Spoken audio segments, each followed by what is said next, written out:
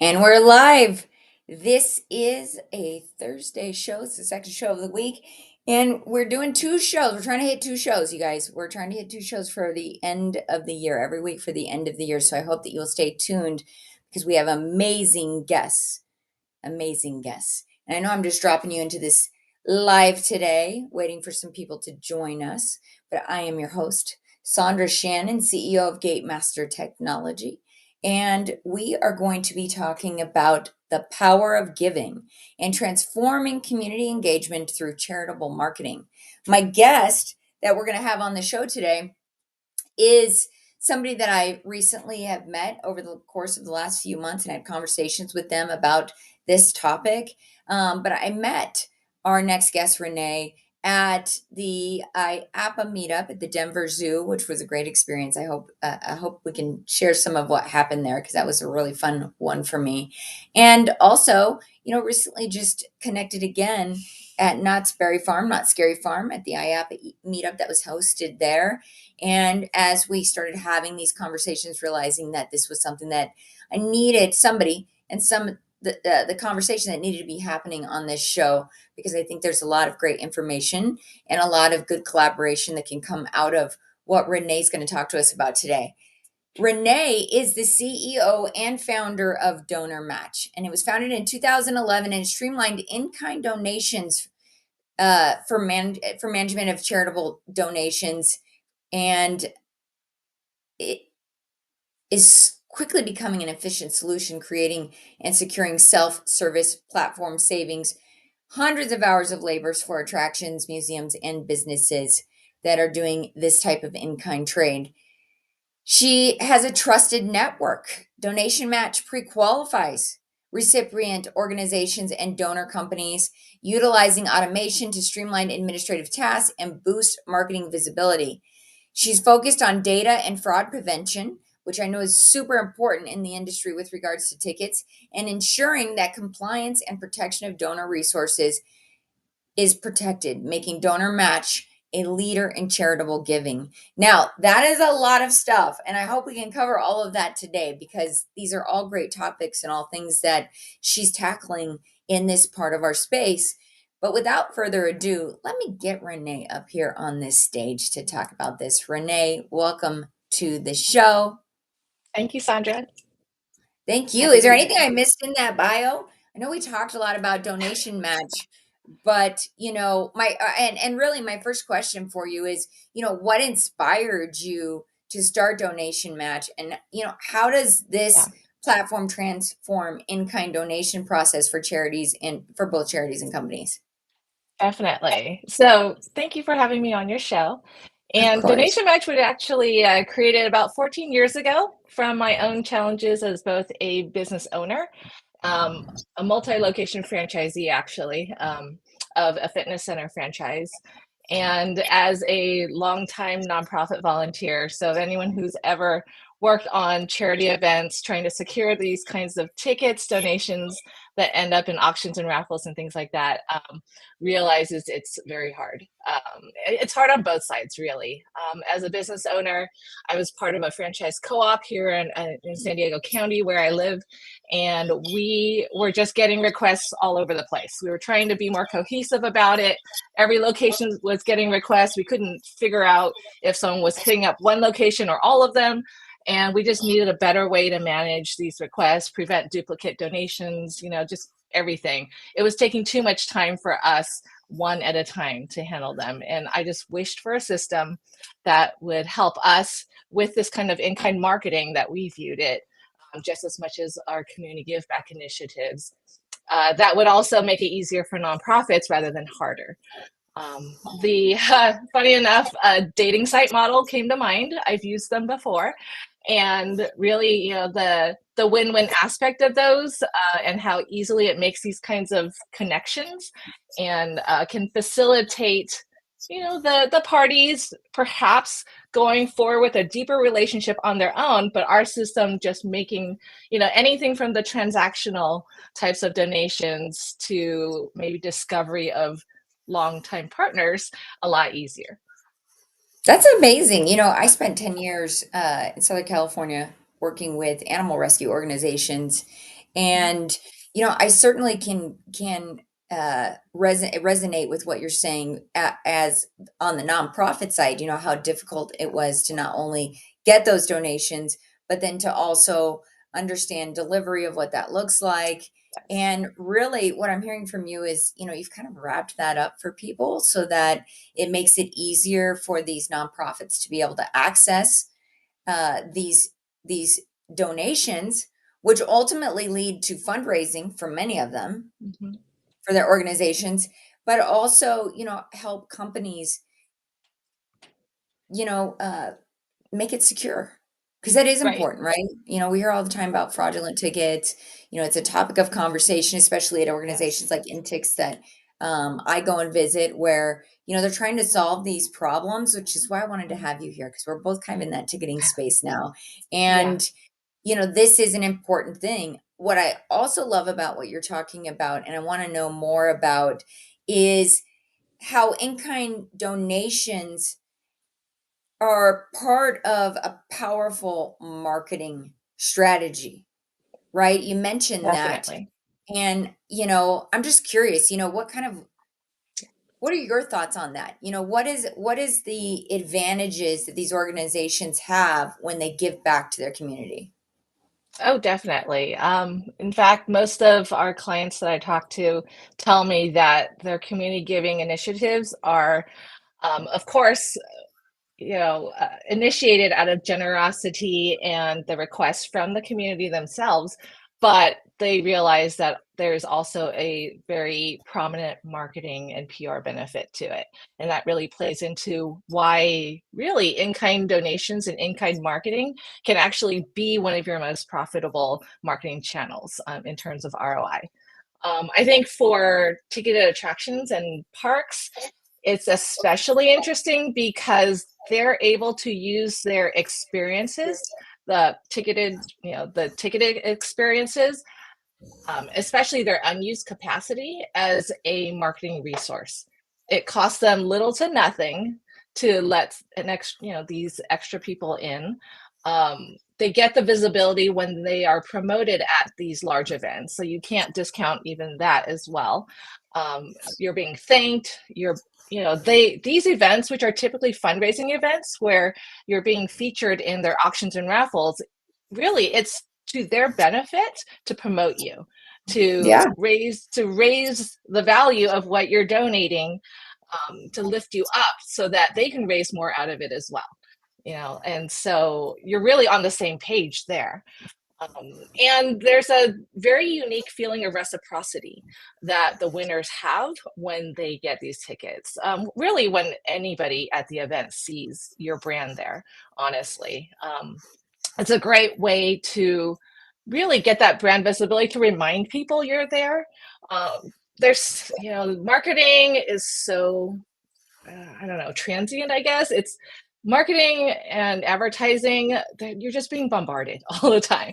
And, I think with regards to what makes this channel so unique is that you actually start to form these emotional attachments or bonds between your company and an organization they obviously care about, because they are spending time at an event they perhaps paid to attend, and they may pay for your tickets even though the money doesn't go directly to you.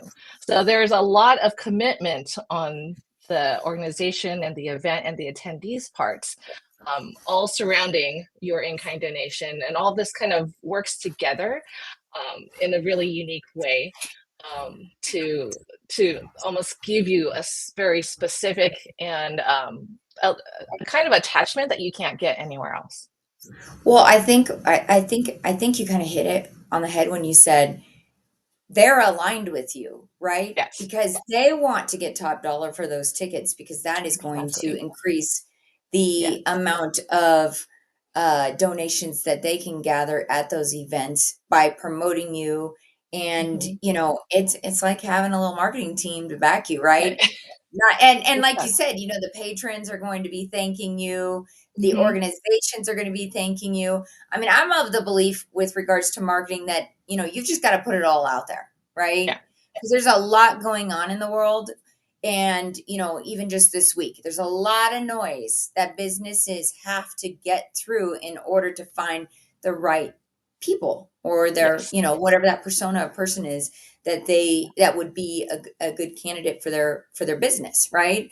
And, people who go to these events, like fundraising events, they, like you said, the reciprocity is there. I actually just won um a ticket to New York dinner with Oh, with any, we have a big, my kids are in theater. We support theaters, a lot of theater here at Gatemaster. And, one dinner and and a show on Broadway. very And I mean, nice. that's an incredible win, right? Like, and not, Hmm. and I would never have, as a patron or somebody who was there, I would never have thought to even do something like that. Hmm.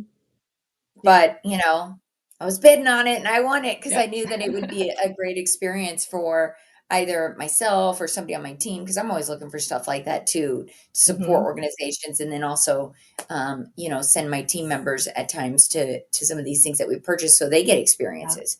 And it's funny because we met at the Denver Zoo, and that is an amazing organization doing big things. A lot of people don't know that the Denver Zoo goes far beyond Denver. It's a global organization that is working on, the impact of animals and nature, and what's Hmm. happening over there.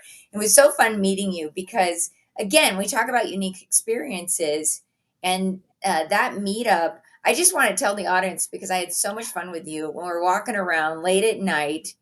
This is a plug for IAPA, because if you guys know, I've been Yeah. sponsoring all the IAPA meetups. But one of the things that they've really been delivering on are these unique experiences that only people in the industry get. And we had the Denver Zoo all to ourselves.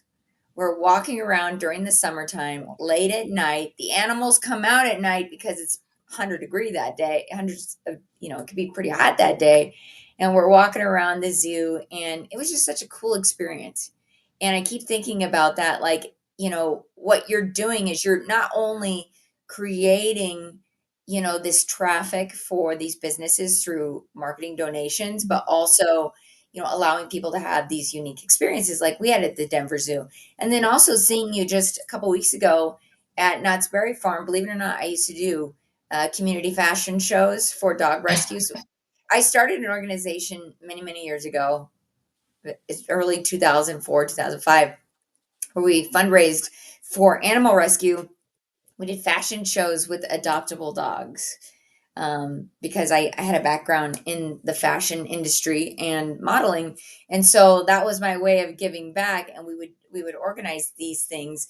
But going back to Knott's Berry Farm, what kind of reminded me of that time back then when we would do those sort of things, and how important it is to give back and have impact on our community.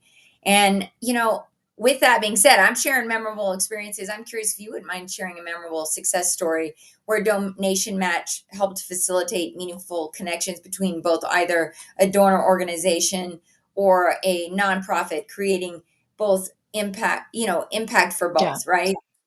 Yeah. So it's interesting that we have so many of these donation transactions going through our system on any given day, week, we don't necessarily see them all, the one-on-ones, but in terms of impact, I do recall we had a client that was a custom printing uh, website where basically it was an e-commerce site. And what they did was, they created the photo books, they worked with schools and created yearbooks, they did the, customizable phone cases with your own pictures on them, things like that. And so they discovered us at donationmatch.com, um, and decided to try donating 100 gift certificates, each worth $50.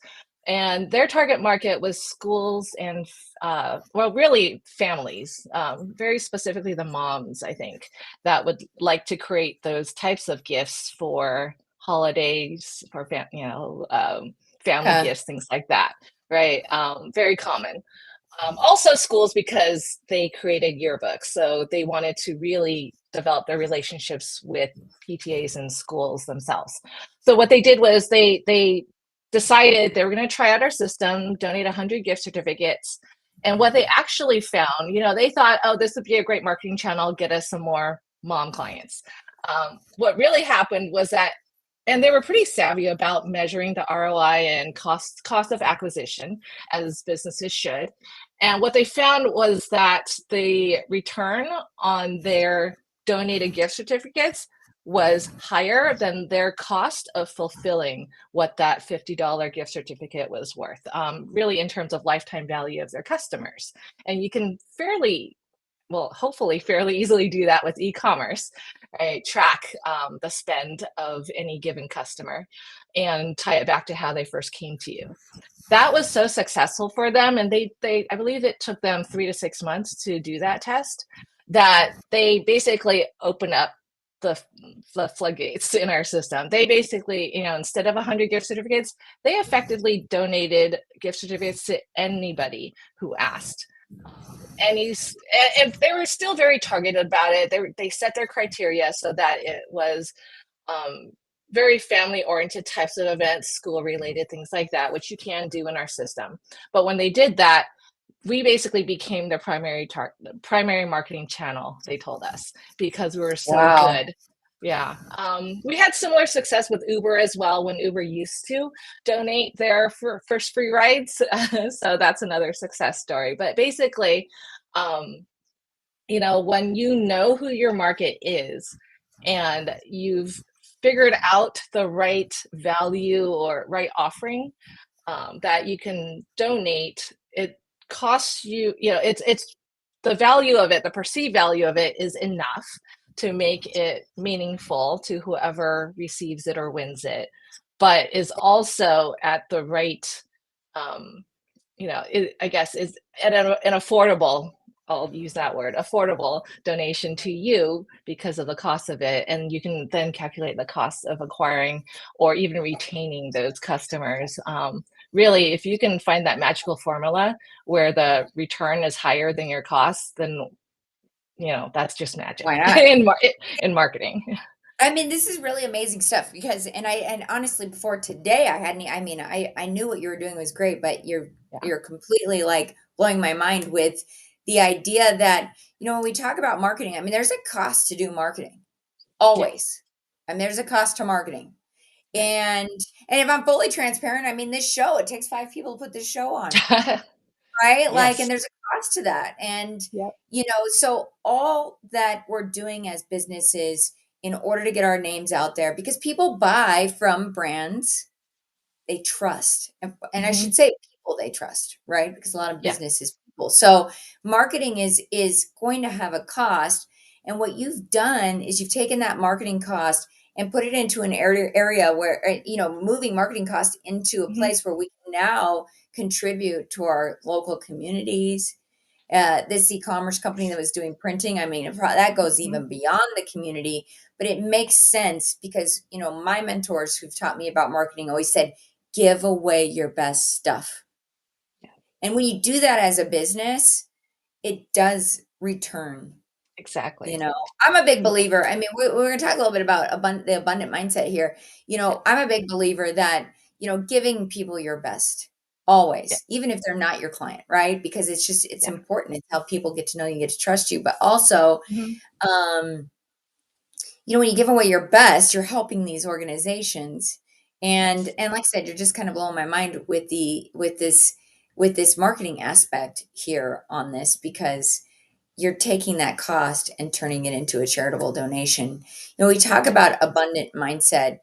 It's it, you know, I don't think there's a lot of conversation happening around how we can be community focused with this, right? Because Right. like you're saying, these organizations have turned this into their main channel for marketing because of Yes. the exposure that they get, and when, in the industry that I serve, majority of our audience is attractions.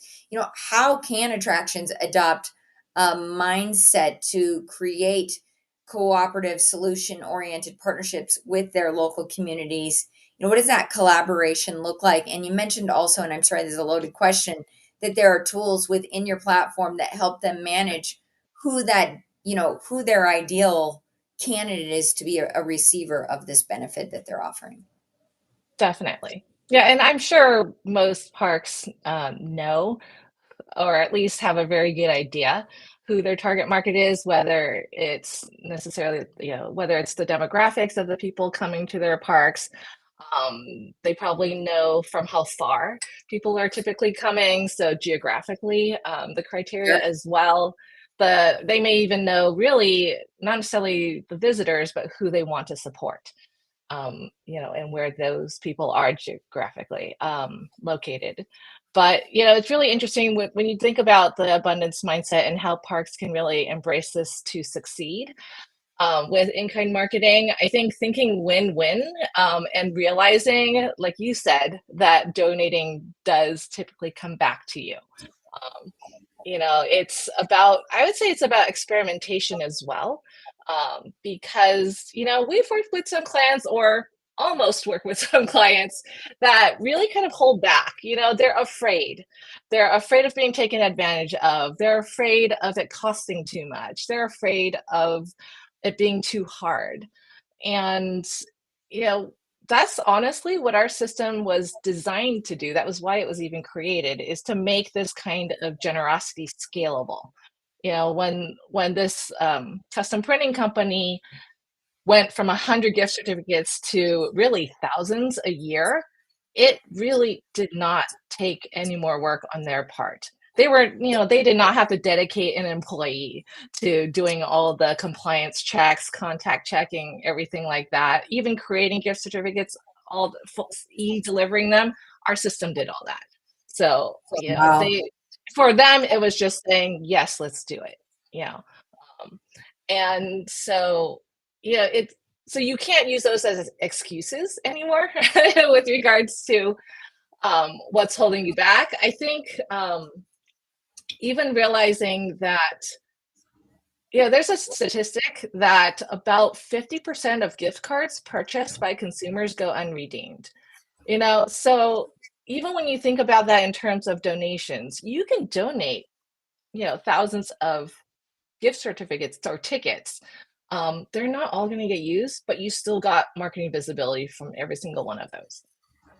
And Yeah. so honestly, the cost is usually a lot less, but you really actually want those people to come, because I know that with regards to parks and attractions, and this is actually true. I don't know exactly the source of this, but even with restaurants, if you donate, I've heard that if you donate gift certificates, the average spend per ticket on those is typically higher than when someone just comes in and dines with you. So that kind of speaks to the power of reciprocity. And I'm going to that example to talk back about parks, because when someone walks into a park with donated tickets, they did not outlay any money that day. They've got a whole budget they're Yes. walking in with.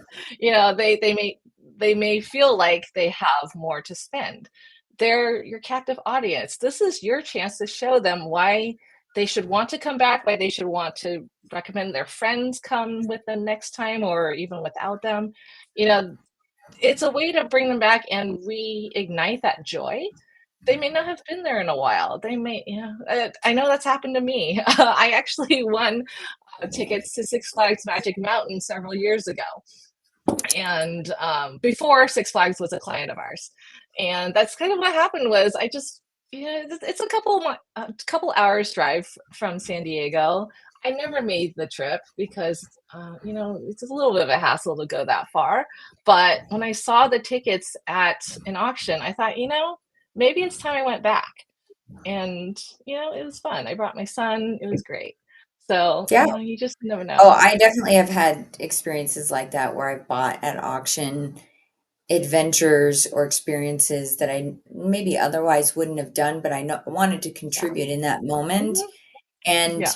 I was rewarded with this experience is how I feel about it sometimes. Like, I Yeah. donated and it's like you said, the reciprocity, but also just things that maybe I wouldn't have done before. And you're right, Yeah. it's or going back to somewhere, or maybe an idea that I just never had.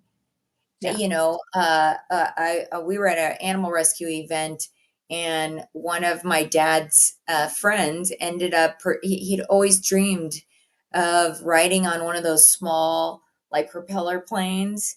And it happened to Yeah. be at auction, right? And he donated and he did that. It was one of the last things he did before he passed away. So Um, I was really thrilled that he had that experience. But he was just mhm. thrilled. And at the end of the day, he's thrilled. The organization's thrilled because it was Yeah. not a small donation that took place in that Yeah. moment. But he had an experience, and it's just reminds me of that great story where it was one Yeah. of the last things he did that was on his bucket list. Oh, Um, that's sweet. you know, And I'm sure he yeah, talked about it all the time with other people. oh, he did. I have pictures. He took the whole family to watch him because, he didn't have much family. We were his family. And Yeah. I'd heard him all through my high school years talking about how that was something he wanted to do. So you Oh, never know, right? That yeah. who's looking for that experience or those tickets. And Yeah. this type of marketing or donation Mhm. allows people to be matched up in a way, like you said, a dating app almost with the experience Yeah. as well, or whatever product it is that's been Right. donated. Yeah. And I can also back up what you're saying about the gift cards going unused and or the overall spend being more because they didn't spend money that day, right? We Mhm. see that in our data too, that when customers buy a package deal, because with Gatemaster we Yeah. can package tickets, food, parking, Ah, and all of it. yeah. So when they buy that ahead of time, we see that they're increasing revenue somewhere between 20 and 40% simply because now that they're arriving, they haven't spent money that day. Yep. So Exactly. I know what you're saying is true because we see it in our Yeah. data as well. Awesome. And that kind of brings me to the technology part piece of Yeah. what you're doing, and I'm curious, how do you see AI, data analytics, and digital tools enhancing the effectiveness of that ROI of the community and engagement and of the community engagement of these activities for organizations and attractions in the industry?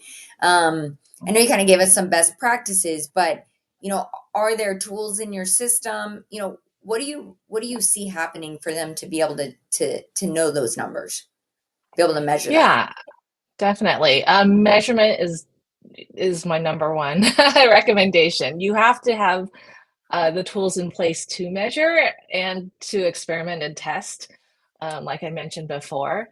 I think that's great that with your system, they can track the spending and you can tell what they bought and what they may have spent later, because you definitely want to do that. I think in our system, um, our clients can adjust things like the criteria for who they donate to, and then hopefully based on the ticketing systems that they're using, whether it's yours or anyone else's, be able to also tell what else is being spent at the parks that day. Some parks will begin by targeting closer to them. They can set a radius around their location or zip code, um, and then maybe adjust it a bit more, maybe 10 more miles, or 20 more miles farther away from them. Let's see how that goes, see how many more requests they get, the types of organizations. Are they people that actually come use the tickets, or do they not? Are they giving 2 tickets, or are they giving 4 tickets? Are they pushing more spend because more people are coming with the 4, or would they rather keep it at 2 and then have extra tickets bought, with that? It's an interesting question. But it's And something that they have to experiment with, like you're saying, yeah, right? It's exactly. experimenting, Exactly. it's having the right data to be able to understand that Hmm. ROI. And Right. that is done through collaboration with their systems, or whether it's a ticketing system Exactly. or a sales system that allows them to do that. And, it's interesting too. You mentioned, is it 2 or is it 4? When I had my family entertainment center that I ran back in the late 90s, part of our marketing strategy was to give every kid who had a birthday party, every guest that they brought got a free return ticket. Ah, And without fail, that always brought in one or two Mhm. more people because nobody goes plays laser Mhm. tag by themselves. One kid's Right. free, but mom brought her other two kids, and Yep. now they're sold and hooked. Because I mean, Yep. laser tag was one of my favorite experiences. I am probably a little partial because I ran one for so many years, and I have so many great memories of being there with my community and Yeah. playing with my friends. So but I can second that too, right? Like because there is an opportunity where you're going to make some more money off of Mhm. that return visit, whatever it looks like, because nobody's going to want to Mhm. come alone. Like you're saying, if you had two tickets, but a group of four wants to come, I Mhm. mean, you've reduced the cost maybe for that group of 4 at that moment Right. because they're only having to buy 2 Exactly. tickets that day. Exactly. But, yeah, I think what you mentioned is important that they have to be tracking it because I think sometimes when we hear negative things or like those things that, organizations are afraid of being Mhm. taken advantage of, Mhm. theft, whatever that looks like, Yeah. it really is something that you have to consider tracking. You have to measure it. You can't manage what you can't measure. And I do, Right. when we go in on organizations and we implement our systems, it's always surprising to me how many of them are not managing some of these things and some of the data that they're seeing about how their organization is working or even collaborations with their local community on donations. It's not being tracked. So they didn't even Mm-mm. know. No, no. I mean, yeah, you're right. I am very surprised as well at the things I discover when we onboard clients. And, I think they are relieved that we have the solutions we do so that what they say they were doing, they can actually now do, but not do the work of it. A lot of the compliance checks, a lot of the even knowing if you're donating to the same event twice by accident.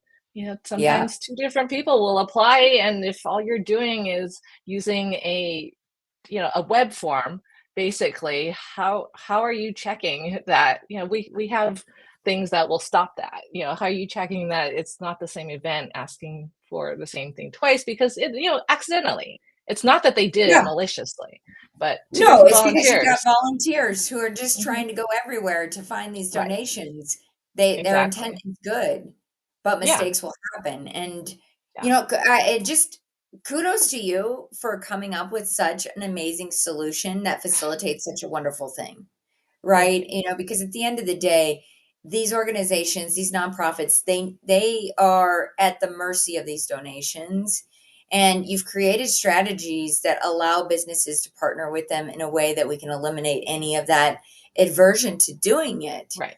because it is there Exactly. because of those things that you mentioned, and you take that totally out of the equation, which is really, Thank you. I love speaking with people like you who are clearly inventors or entrepreneurs who have thought, how do I fix this?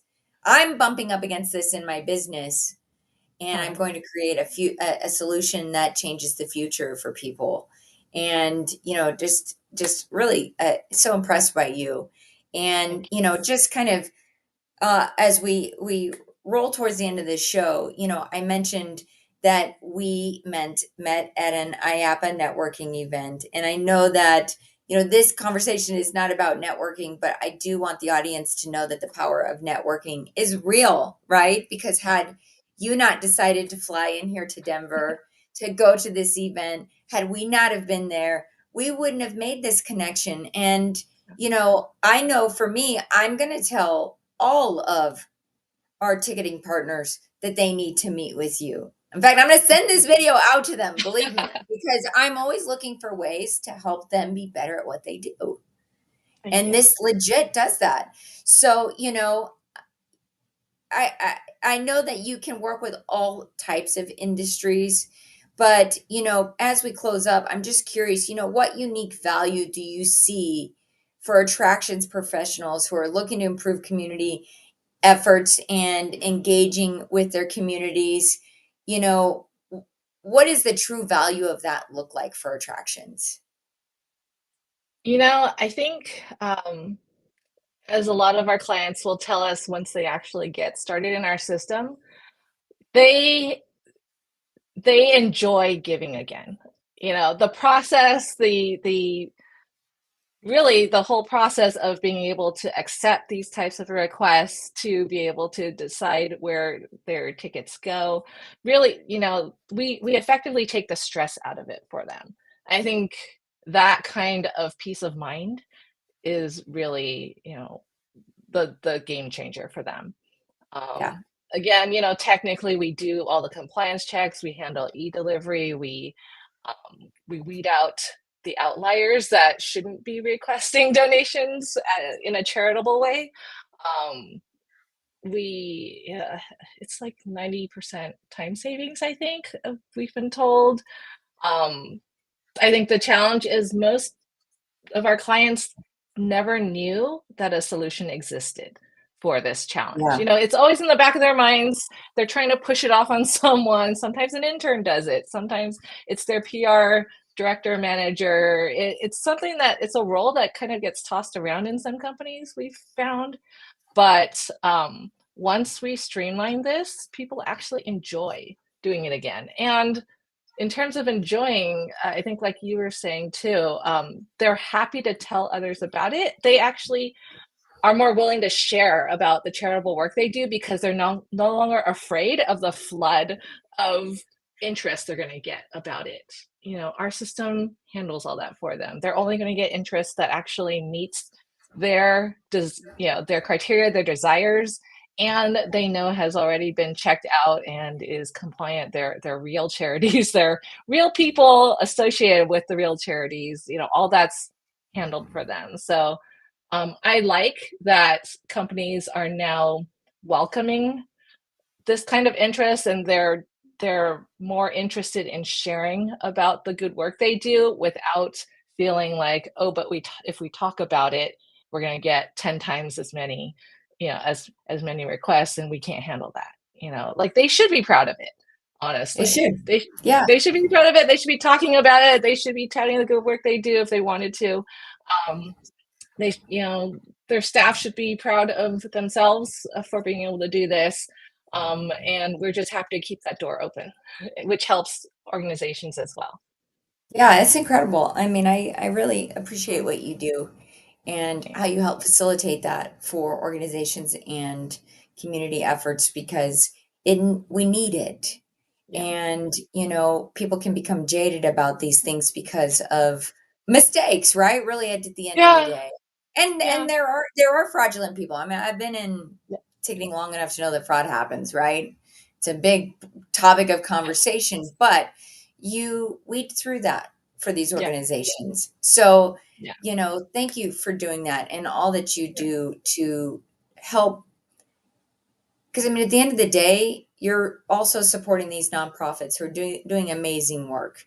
And I think that what I'm hearing from you that I really also love is you've made it so that you can match make people with organizations and charities that are aligned as well, right? Because you give them Exactly. that option of saying, this is the ideal person or this is Right. the ideal organization for what we want to give to. And I think that that's really important because I think sometimes we don't give because we don't know, do we fully support this? Is this Yeah. who we want to align ourselves with? And you take some of that work out of it. Like you said, 90% of the work is eliminated because you're handling that through your automation and your technology and your expertise. I think that's something I just want to mention here Thank you. too. I can tell just from this conversation, having met you, the few times that I've met you in person, like we need to start relying on people who have expertise in these spaces Yeah. because that helps take some of that aversion out, right? Like because Right. you just don't know what you don't know. Exactly. Yeah. Yeah. I It- mean, we can't all be experts at everything, honestly. yeah, And we consider it our responsibility to know if there are changes in federal law, in state laws, requirements, things like that. The state of California recently, sorry to get a little boring here, just really that's quickly, okay. I love it. the state of California recently enacted some laws for fundraising platforms. It really applies more to monetary fundraising, but platforms like GoFundMe, and similar types of, Classy, those types of platforms, are not allowed to transfer money to charities that are not in good standing anymore. And Interesting. yeah, I mean, it's great in terms of fraud prevention and compliance. We have voluntarily decided to enact that standard in our system as well, because it aligns with, you want to give to a charity that's actually following the rules and being transparent like they're supposed to be. So, but And it's, doing the it's work things like that they that. say they're Yeah. doing, and putting their money, the money that's Yeah. fundraised where they say they're going to put it. I 100% Yeah. agree.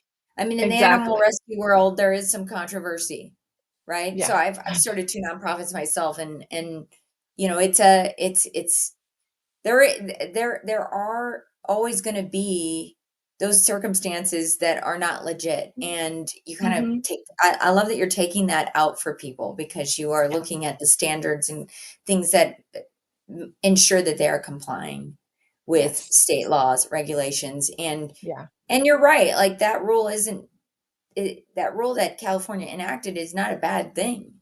No. No. I mean, typical nonprofits should have that information anyway to register if they need to. So, um, yeah, and honestly, they should have been registered if they were supposed to. So it's just yet another check to make sure that any organizations that their law does apply to are doing what they are supposed to, just as much as federal exempt laws and things like that. So we do what we can. Like you said, we can't catch everything. I think there are probably some that slip through, but we do what we can. And the benefit of being a network too is that if any outliers are discovered by any of our users, we can take action as well. So it's happened, and we're happy to use that network ability to protect all of our users. Amazing. Well, thank you so much for being here today, Renee. Yeah. Just before we wrap up today, what is the best way for someone in our audience who wants to collaborate and or partner with you? What's the best way for them to get a hold of you? Oh, so well, first I will be at the IAPA Expo in November. If you're seeing this afterward, I'm sorry we missed you, but we will be there with our tabletop booth. Uh, Aside from that, donationmatch.com is where you can always find us. We have a for companies section where you can schedule a call with us. Renee, Renee at donationmatch.com. I'm always happy to talk to anyone who even wants to just review their current process and let me see if there's any recommendations I can make for you, whether it's in your compliance checking, your review process, and even sometimes deciding what you actually donate, being a little more strategic about it and the actual workflow of it.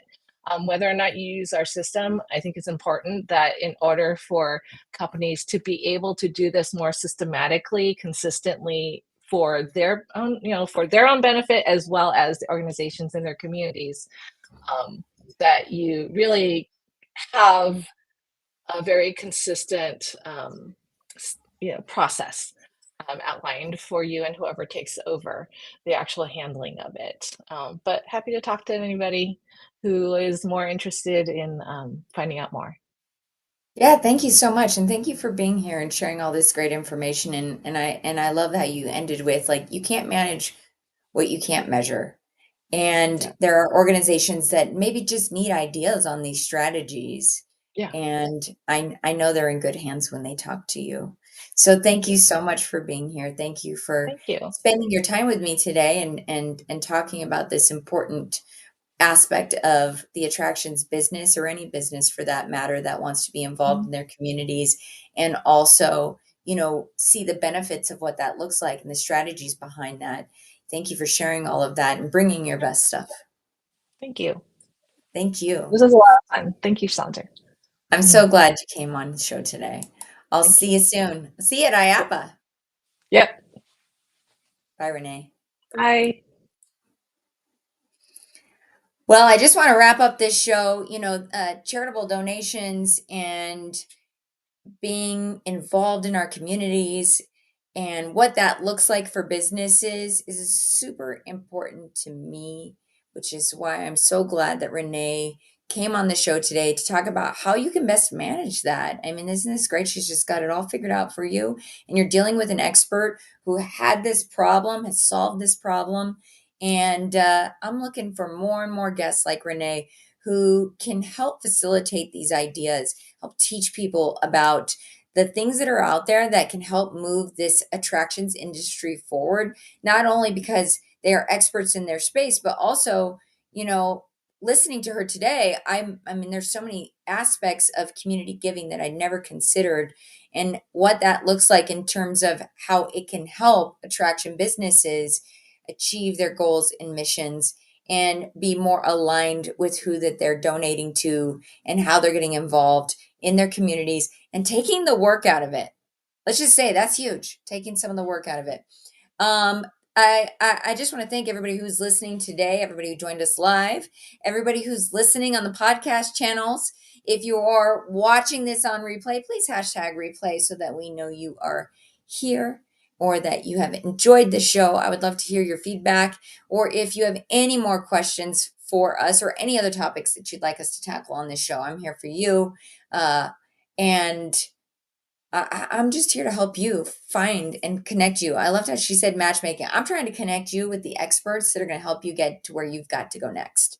This is Live with Sondra, and I want to thank you all for listening. Thank you for your support. Thank you for everybody on this team that helps make this show possible, to all of our amazing guests who share their best stuff with all of you, and to the listeners out there and the attractions that are listening, that are out there doing the good work, giving people these amazing, memorable experiences that last a lifetime and create so much happiness in the world.